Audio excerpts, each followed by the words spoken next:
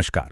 आज हम बात करेंगे भारत के एक ऐसे प्रधानमंत्री की जिन्होंने रिटायरमेंट की दहलीज से लौटकर देश की किस्मत ही बदल दी।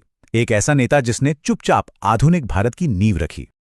लेकिन कहानी शुरू करने से पहले एक सवाल है, कोई देश बर्बादी के बिल्कुल कगार पर पहुंचकर वहां से वापस कैसे लौटता है? जब हर तरफ अंधेरा हो तो उम्मीद की वो किरण आखिर आती कहां से है? तो बात है 1991 की, जब भारत बिल्कुल इसी मोड़ पर खड़ा था। देश लगभग दिवालिया हो चुका था। आर्थिक संकट इतना गहरा था, मतलब हालात इतने बिगड़ चुके थे कि हमें अपना सोना तक गिरवी रखना पड़ रहा था। हालात की गंभीरता का अंदाजा इस एक नंबर से लगाया जा सकता है। हमारे पास सिर्फ 3 हफ्ते का इंपोर्ट बिल चुकाने जितना फॉरेन रिजर्व बचा था। बस उसके बाद सब कुछ ठप हो जाता। और ऐसे मुश्किल वक्त में देश की कमान एक ऐसे शख्स के हाथ में आई जो पॉलिटिक्स से लगभग रिटायरमेंट ले ही चुके थे। देखिए, पीवी नरसिम्हा राव राजनीति में कोई नए खिलाड़ी नहीं थे। उनका पॉलिटिकल करियर दशकों लंबा था। वो आंध्र प्रदेश के चीफ मिनिस्टर रहे, फिर सेंटर में होम, डिफेंस और फॉरेन अफेयर्स जैसे बड़े बड़े मंत्रालय भी संभाले। मतलब उनके पास अनुभव की कोई कमी नहीं थी। 1991 आते आते वो तो ये मान चुके थे कि भाई उनका पॉलिटिकल करियर अब खत्म हो चुका है। वो तो अपना सामान पैक कर रहे थे अपने गांव वापस लौटने के लिए। या शायद उन्हें बस ऐसा लगता था। लेकिन किस्मत को कुछ और ही मंजूर था। राजीव गांधी की दुखद हत्या ने पूरे देश को और कांग्रेस पार्टी को एक लीडरशिप वैक्यूम में डाल दिया। और फिर अचानक जो इंसान रिटायर होने की तैयारी कर रहा था, उसे ही देश चलाने के लिए बुला लिया गया। अब देखिए, राव साहब सिर्फ एक राजनेता नहीं थे, वो एक स्कॉलर थे, एक विद्वान।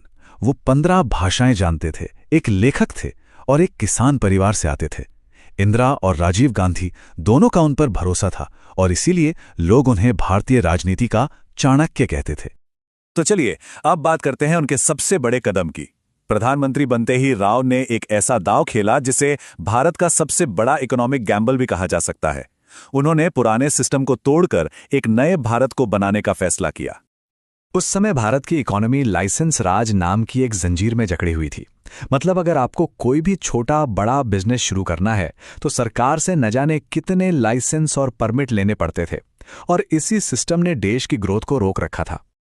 तो इस चुनौती से निपटने के लिए राव और उनके finance minister doctor Manmohan Singh लेकर आए एलपीजी रिफॉर्म्स। और यह समझना बहुत जरूरी है कि ये सिर्फ पॉलिसीज नहीं थीं, ये एक बहुत बड़ा पॉलिटिकल रिस्क था। मतलब वो उसी सिस्टम को खत्म कर रहे थे जिसे उनकी अपनी पार्टी ने दशकों से बनाया था। एल यानी लिबरलाइजेशन, जिसका मतलब था लाइसेंस राज का अंत। पी यानी प्राइवेटाइजेशन, जिससे प्राइवेट कंपनियों को आगे बढ़ाया गया। और जी यानी ग्लोबलाइजेशन, जिसने भारत के बाजार दुनिया के लिए खोल दिए। और ये स्लाइड बिल्कुल साफ साफ दिखाती है कि इन रिफॉर्म्स का असर कितना जबरदस्त था।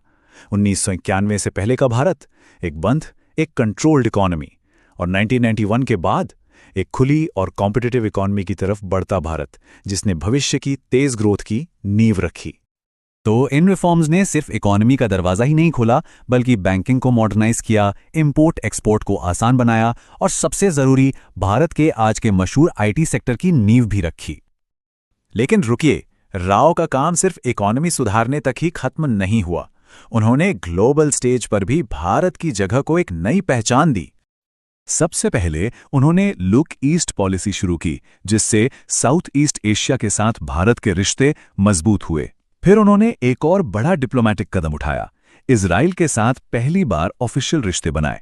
साथ ही कोल्ड वॉर के बाद की दुनिया में अमेरिका और यूरोप के साथ भी रिश्तों को मजबूत किया, जो उस वक्त बहुत जरूरी था।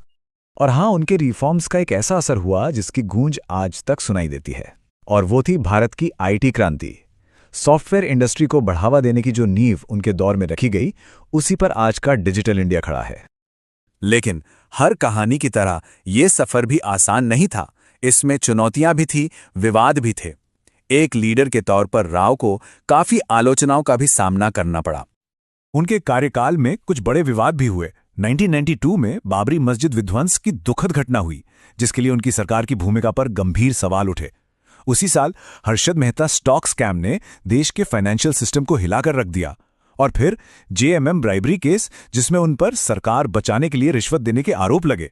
हालांकि ये भी बताना जरूरी है कि सालों बाद अदालत ने उन्हें इस मामले से बरी कर दिया था।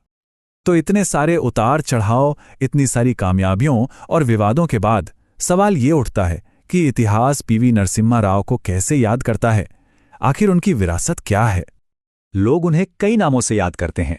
भारतीय आर्थिक सुधारों के जनक, आधुनिक भारत के निर्माता, आईटी क्रांति के जनक और हां, राजनीति के चाणक्य। ये सभी नाम उनके मल्टी डायमेंशनल योगदान को दिखाते हैं। उनकी काम करने की स्टाइल को अगर एक लाइन में कहना हो तो वो थी कम बोले ज्यादा किया। वो मीडिया की हेडलाइंस में रहने वाले लीडर नहीं थे, बल्कि चुपचाप काम करके नतीजे देने में यकीन रखते थे। तो बॉटम लाइन क्या है? बॉटम लाइन ये है कि उनके रिफॉर्म्स ने ही भारत को 21वीं सदी की ग्लोबल इकोनॉमी के लिए तैयार किया। आज हम जिस इकोनॉमिक पावर की बात करते हैं, उसकी नींव असल में उसी दौर में रखी गई थी। इसलिए उन्हें एक साइलेंट रिफॉर्मर यानी मौन सुधारक कहना शायद सबसे सही होगा। एक ऐसा लीडर जिसने बिना किसी होहल्ले के चुपचाप एक पूरे देश की तकदीर बदल दी। तो आखिर में सवाल यही रह जाता है, एक साइलेंट रिफॉर्मर या फिर एक कंट्रोवर्शियल प्राइम मिनिस्टर? आधुनिक भारत के इस आर्किटेक्ट को इतिहास किस नज़र से देखेगा? ये एक ऐसा सवाल है जिस पर सोचना बनता है।